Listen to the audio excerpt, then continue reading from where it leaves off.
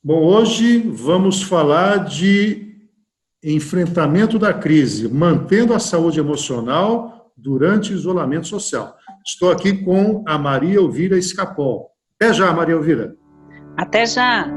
Reinaldo Cafeu, soluções em gestão.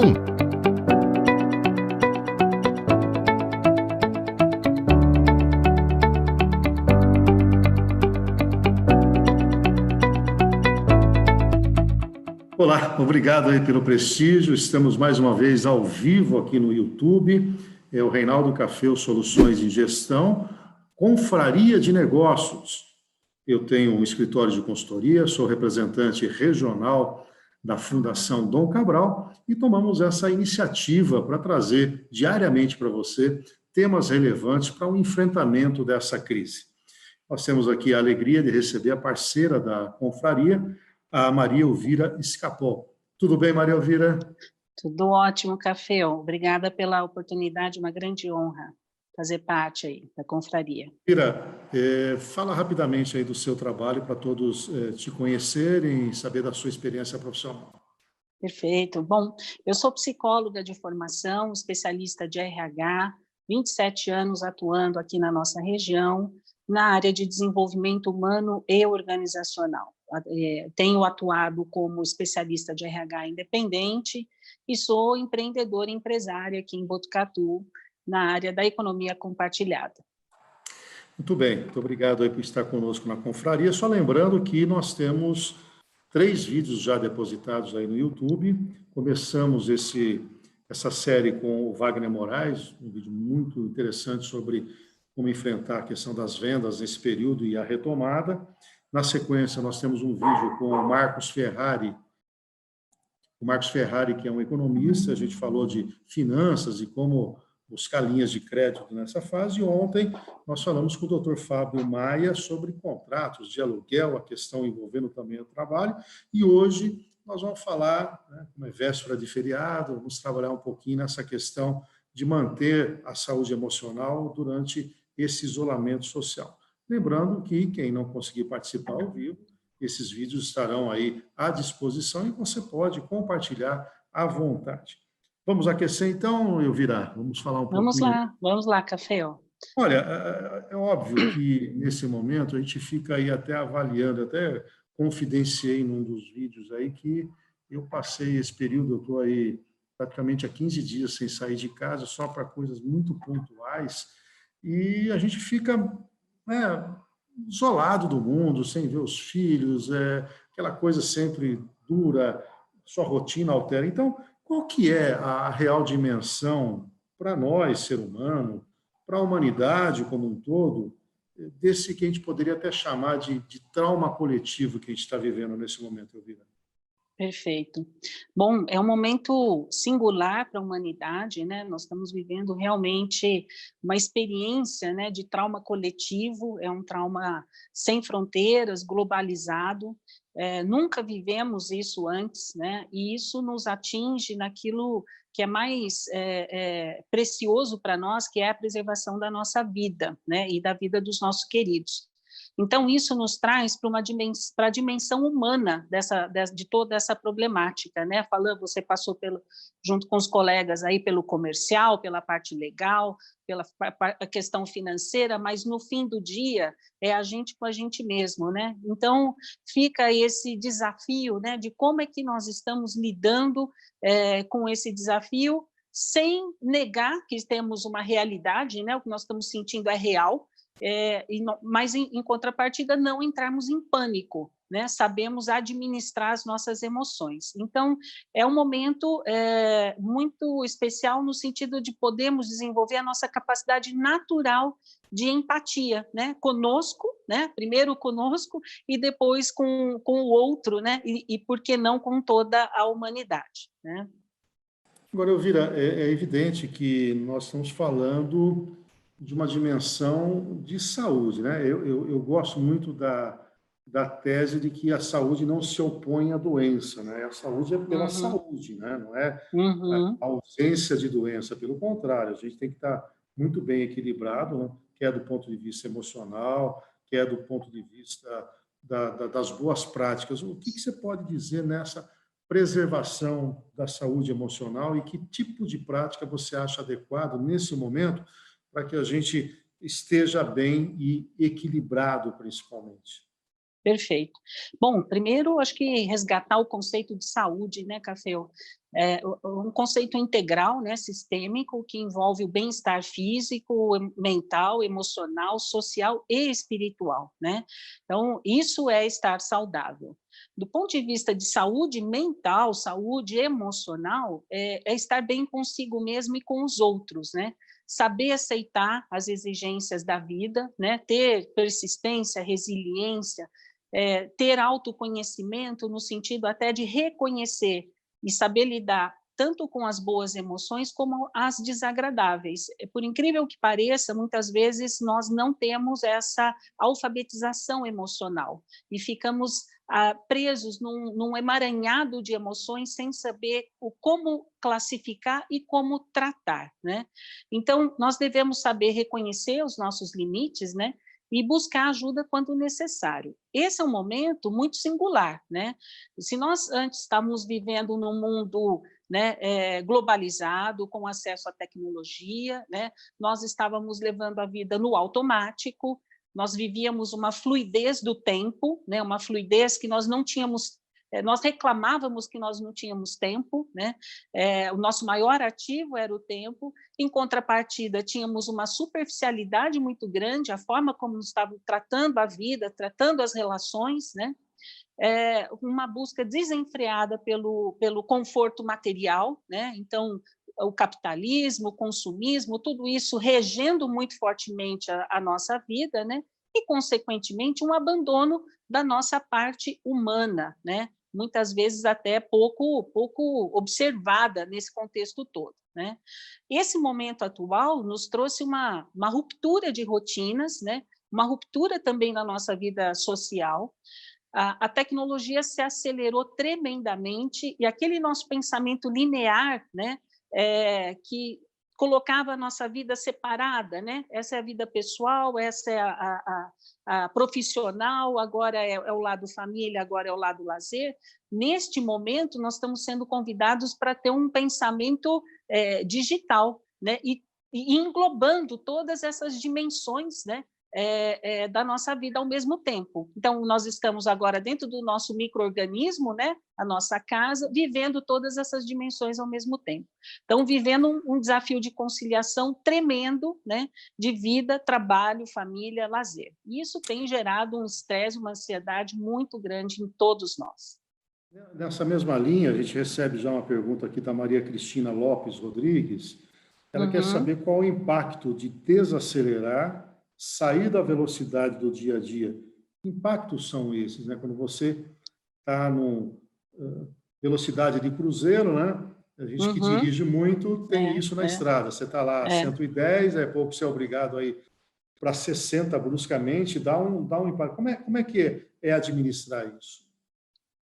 Bom, do ponto de vista neurológico, se nós olharmos do ponto de vista do cérebro, né, nós temos todo um preparado para poder reagir a novidades, né? O cérebro ele tem capacidade de fazer novas sinapses e de se adaptar. Porém, o cérebro ele busca previsibilidade. Ele gosta de ter a sensação de que ele está no controle. Isso faz parte, inclusive, do nosso instinto de sobrevivência. Nós gostamos de pensar que amanhã cedo nós vamos acordar, que toda a nossa vida vai estar nos esperando, né? Quando isso não acontece mais, né, nós entramos num estado de estresse, né? O cérebro automaticamente, né, começa a produzir tentativas, né, de novas sinapses, buscando justamente encontrar aquilo que traz conforto, segurança e sensação de normalidade. Então, tem pessoas que sentem falta de ar, dificuldade de dormir, né? Dor de cabeça. Então, os sinais são diversos. E isso, do ponto de vista neurológico, nós estamos produzindo hormônios de estresse, nós estamos inundando o nosso organismo em cortisol, cortisona, em adrenalina, né? Então, leva algum tempo para nos reestabilizarmos e nos reequilibrarmos, né? Então, é muito comum nós termos aí uma série de sintomas, né, que o corpo está dizendo, olha, preciso me adequar aqui a essa nova dinâmica, né? Agora, se a gente Então, olhar um pouquinho o dia a dia, Elvira, ela tem um comportamento distinto, né? Até eu acho que é uma grande lição, eu sempre costumo, quando eu ministro minhas palestras, por exemplo, sobre finanças pessoais, né? Eu falo para as pessoas, olha, sempre que possível, tenham reservas financeiras, tenham o uhum, controle do orçamento da uhum, casa. uhum, Nesse momento, quem não fez uhum, isso, né, uhum, ficou atordoado, está olhando o dinheiro reservado, ele está acabando. E quando esse sujeito se confunde com o empreendedor, a responsabilidade dele financeira transcende a questão da família e chega na responsabilidade que ele tem com as outras famílias, né? Como é que eu vou pagar o salário? E aquele empreendimento que eu tenho há 10 anos, eu vou quebrar? Então, ele traz, além do distanciamento das questões reais, traz para ele também um imaginário de impotência até, de uhum. querer equacionar o problema e não resolver. Como reagir diante disso e como tratar essa questão também no ambiente familiar? Porque essa pessoa que não tinha muito tempo para conviver com os filhos está com ele um pouco mais próximo agora.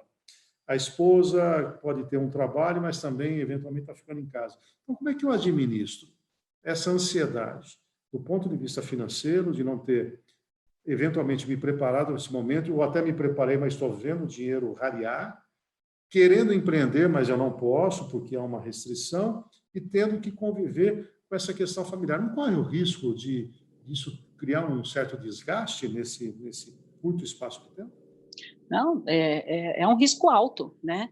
Aliás, nós estamos, muitas famílias, e eu tenho vários colegas já relatando momentos de estresse em família, né?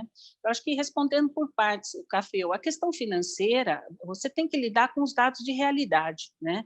É sentar com o orçamento, né, da sua empresa, separar o que é o item de sobrevivência, né? E a sobrevivência é, primeiro, a minha família, né? Depois você vai olhar para o seu negócio, as vidas que estão relacionadas ao meu negócio, como eu asseguro isso também para as demais famílias que estão relacionadas ao meu negócio, e eu acho que tem que buscar os recursos necessários, né? Também é uma boa prática de orientação financeira você rever os seus custos, seu padrão de consumo. Eu acho que todo mundo está fazendo isso, né? De uma forma até natural. Eu até observei isso agora recentemente, que o meu desejo de consumo diminuiu. Eu percebi que a vida se simplificou. Eu posso viver com muito menos. E eu acredito que essa experiência muitas pessoas estão vivendo e sairão, né, dessa experiência agora, até com uma nova visão, né, do que consumir, como consumir, né? Então, eu acredito que isso deva ser resolvido dentro do âmbito familiar, né? Agora, precisa haver os combinados, né? Isso é muito importante, né? Dentro do ambiente familiar. Eu vou falar um pouco de rotinas aqui, e dentro dessas rotinas é fundamental que hajam os combinados, né? Família, empresa, para que você possa administrar, né? Caso contrário, de novo, você fica num looping buscando controle, buscando aquela sua zona de conforto que não existe mais. Nós estamos vivendo uma nova realidade, né? Eu gosto de falar de uma curva de impacto emocional que nós estamos vivendo nessa pandemia. Ela é a curva U de mudanças, né? Quem trabalha com gestão de mudanças sabe que nós passamos por fases nessa gestão, na aquisição de novos hábitos e de novas realidades, novas culturas.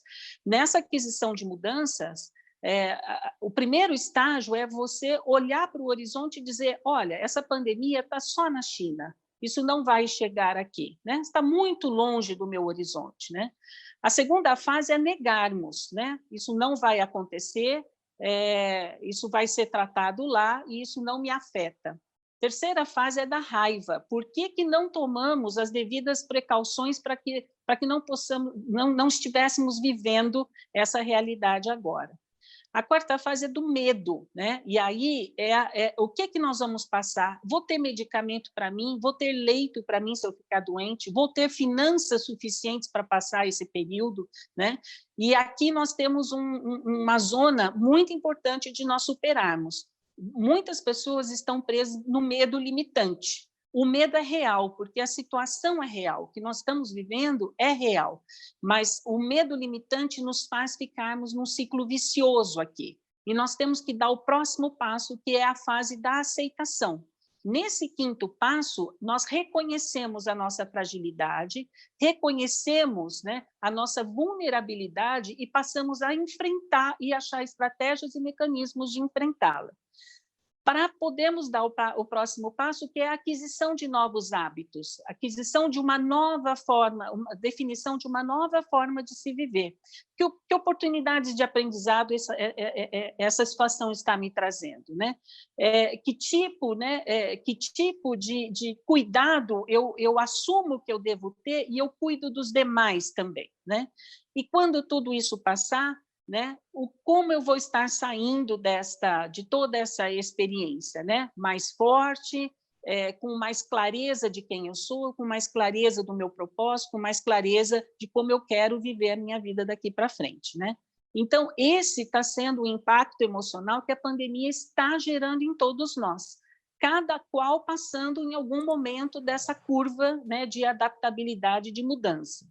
Nessa mesma linha, o Richard Avante, parceiro, inclusive, da própria Sim. confraria, ele pergunta se nós podemos dizer que vamos ter novas doenças emocionais a partir dessas mudanças de hábitos impostas aí pela quarentena. O que mais eu nunca trabalhei como psicóloga como tenho trabalhado nas últimas 2 semanas, né? Eu tenho atendido várias pessoas com síndrome do pânico, né, com crises de ansiedade, ligeiros estados de tristeza. As emoções são as mesmas, né? As doenças mentais, emocionais, eu não acredito que tenham novas, eu acho que são as mesmas, só que hoje nós estamos pondo luz sobre essa questão, né? As pessoas estão se fragilizando e buscando ajuda e querendo falar dessas questões, né? E nós temos 2 saídas frente a isso. Nós podemos ter simplesmente uma resposta involuntária, que eu não tenho controle sobre isso, sobre meus sentimentos, sobre meus pensamentos, e eu vou me manter no estresse e no medo, né? Mas eu posso também ter uma resposta voluntária, uma resposta de prontidão, né? De buscar o controle sobre isso, né? Que tipo de enfrentamento eu posso gerar, posso buscar os meus recursos internos para superar essas dificuldades com mais facilidade. Então, é essa resposta voluntária que a gente espera que seja mais saudável para as pessoas superarem as suas dificuldades emocionais. Agora, Elvira, a sua trajetória, a sua carreira, né, como psicóloga, como também foi de gestora do ponto de vista de equipe e tudo mais. Eu percebo, até escrevi um artigo sobre o tema de escancarou uma falta de liderança que nós estamos vendo, uma crise de liderança, eu dei essa expressão. Sim, Eu percebo sim. no setor público isso e vejo também muitos gestores que, nesse momento, deveriam ter um posicionamento acima do bem e do mal, né? E pudessem entender a situação, esticar o caminho, e eu estou falando de liderança, que é aquele que, no exemplo, consegue efetivamente puxar a turma, fazer com empatia, que tenha empatia, mas eu percebo uma fragilidade. Quais são as lições nesse contexto para os gestores de recurso humano? Você participa, inclusive, de uma entidade, a BR-RH, né? Você está lá na direção, que se você estivesse falando agora com uma equipe de recursos humanos, um profissional dessa área, quais são as lições que nós estamos tirando deste momento e qual é o trabalho daqui para frente para que não repitamos isso, que nós estejamos mais bem preparados para o enfrentamento de crises, que esperamos que não tenha nenhuma mais nessa dimensão, mas as crises existirão, o ciclo da vida é um pouco em cima de crises. Sim. Há 27 anos estudando liderança, desenvolvendo líderes, né? Eu vejo que muitos líderes, eles estão nessa posição, porém, eles não desenvolveram uma capacidade, né, que é de se autoliderar, né, de reconhecer e desenvolver a sua inteligência emocional, né? Então, quando você fala que um líder não consegue fazer um exercício de empatia com a sua equipe, é porque ele não está fazendo com ele mesmo, né? Então, ele não se desenvolveu. Um outro aspecto que está sendo extremamente demandado da liderança hoje, a liderança hoje precisa dar segurança psicológica para as pessoas. Acontece que, nesse momento, ele também está passando por esse processo, como indivíduo, né, e como líder de uma organização. Lembrando que essa quebra de rotina trouxe também, né, para nós interrompimento de sonhos, né, para as empresas, interrompimento de estratégias, né? A liderança está extremamente demandada, né, para reencontrar caminhos, para mostrar a visão para a equipe e, principalmente, cuidar dessa equipe. Esse distanciamento social, ele é físico, ele não é relacional, né? Eu vejo que muitos líderes, nesse momento da transição do home office, eles estão delargando as suas equipes, né? Acreditando que mandando um WhatsApp, mandando um e-mail, a relação profissional está se mantendo, e não está, né? Precisa haver conexão, e conexão afetiva, conexão humana nessa relação, né? Então, eu acredito que a liderança hoje ela está com um desafio enorme, que é manter essas equipes unidas, né? Verdadeiramente conectadas, e não só conectadas no digital, né? Mas conectadas no propósito, conectadas no sentido de equipe, né? De podemos contar um com os outros. E, aliás, nós estamos vivendo esse desafio global, né? Esse sentimento, né, de que somos todos um, eu acho que isso está ficando cada vez mais evidente para todos nós, né? Você respondeu aí ao Wagner Moraes, que já participou conosco, que ele fala exatamente como um gestor empresário deve se comportar como líder no time da empresa, mais ou menos essa linha. Agora, eu estou preocupado com uma outra parte, porque nós estamos falando de quem continua no mercado de trabalho, né? Nós temos aí um segmento de pessoas, dependendo da empresa que ele está trabalhando, estou vendo, por exemplo, a área de turismo, é praticamente inevitável a dispensa, né?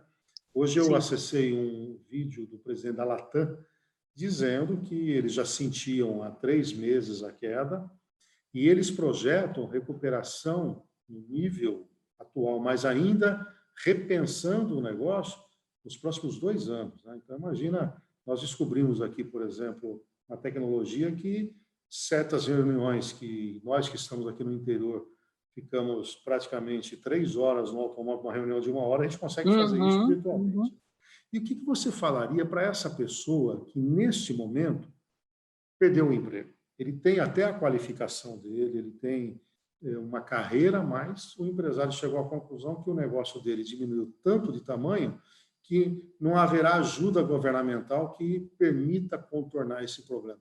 E esse sujeito que teve essa interrupção até do sonho da carreira dele, o que é recomendável agora? Porque o primeiro momento é um baque, né? E agora? Né? Não esperava que acontecesse. Mas como é que ele se reergue diante até de uma convivência de pânico por conta de tudo que nós estamos vivendo? O desemprego nesse momento, como deve ser tratado pelo profissional? Eu acho que é um problema muito sério, isso vai trazer impactos enormes para a nossa sociedade, né? São gerações e gerações que estão sendo impactadas com isso, né? A questão, né, de alguns setores serem mais impactados e demorarem mais, inclusive, para retomar, também vai ser uma questão muito crítica do ponto de vista de economia. E eu acho que fica para cada um a necessidade de se fazer o exercício, né, interno de reinvenção, né? Eu acho que cada vez mais nós temos falado que os indivíduos eles precisam ser eternos aprendizes, né? Tem um termo em inglês que é o lifelong learning, né? Que é aprendizado durante a vida toda. Então, o que está sendo nos dito é que com a longevidade, né, e com a disponibilidade de conhecimento que hoje nós temos no mundo, não tem mais, né, precedente, justificativa para você não buscar e dar continuidade, né, manter uma formação contínua. nesse momento, é uma questão de você se requalificar, e se requalificar provavelmente para um mundo novo, um mundo cada vez mais digital.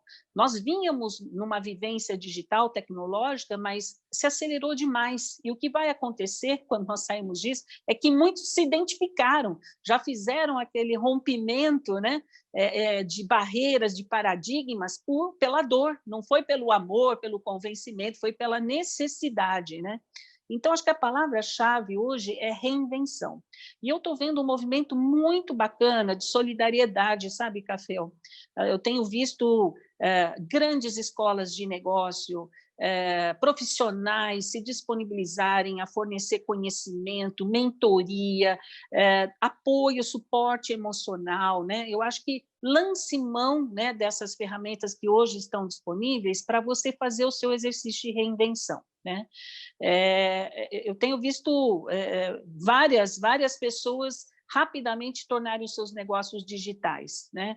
Tenho visto várias pessoas também dizendo, esse meu negócio morreu, eu preciso começar a pensar no próximo, né?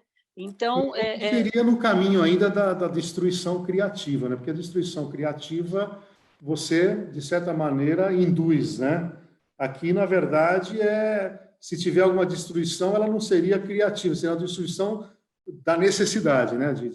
Eu destruo o negócio, mas eu tenho que rapidamente me reposicionar, né?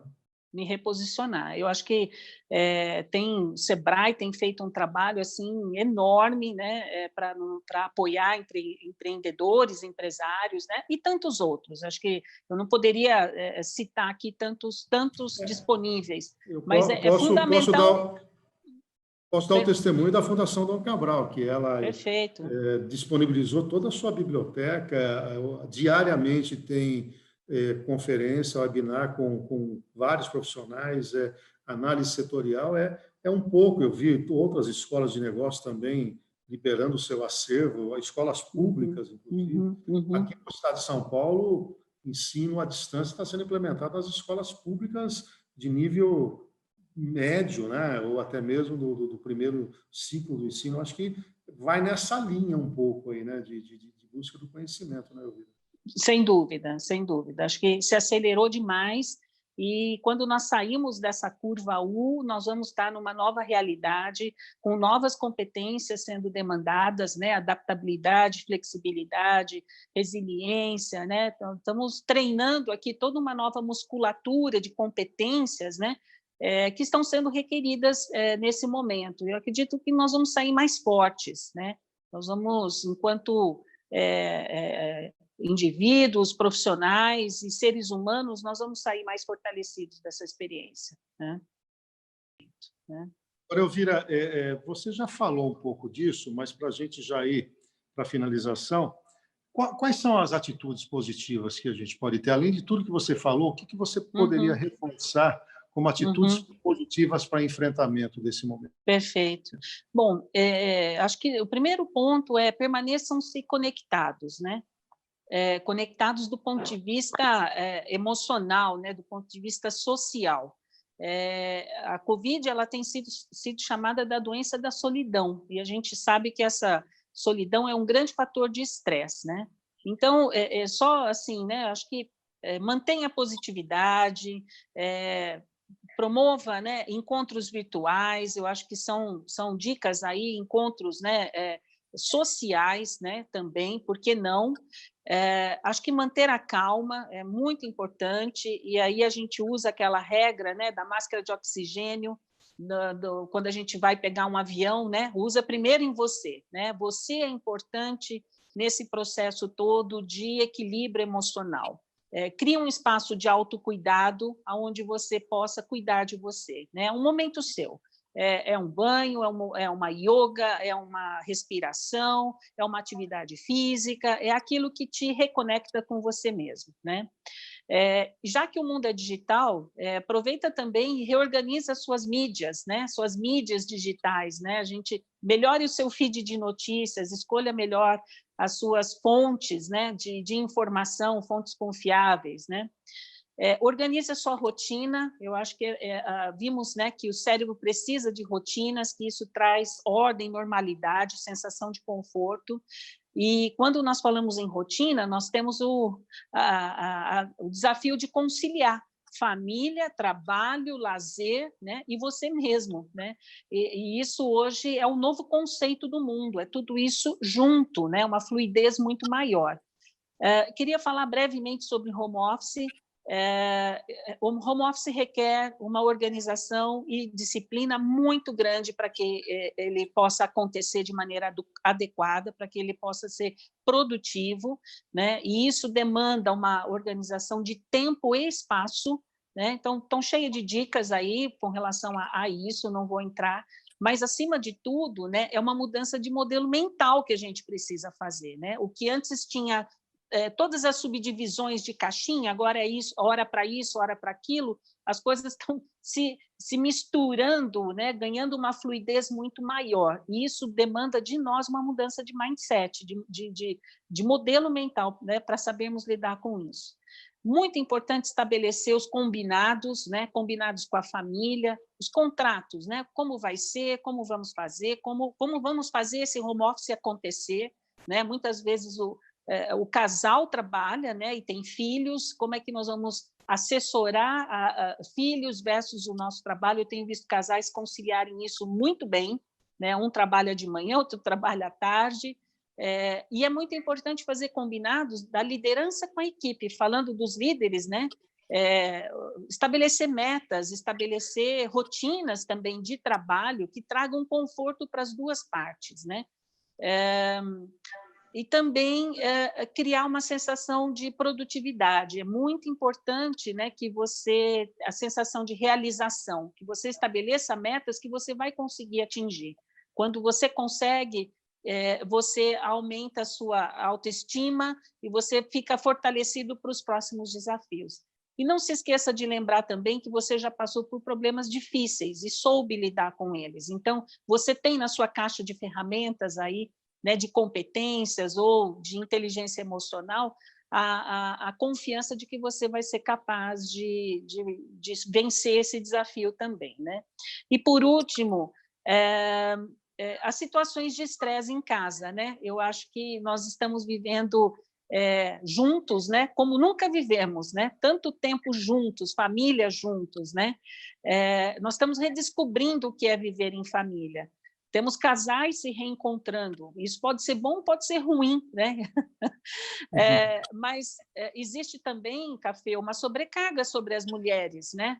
Ainda somos um povo latino, ainda temos muitos hábitos machistas, parece que as atividades dos afazeres de casa todos recaem sobre a mulher, né? Então, o marido ajuda. Não, o marido não ajuda, o marido faz parte de todo aquele ecossistema, e os filhos também, né?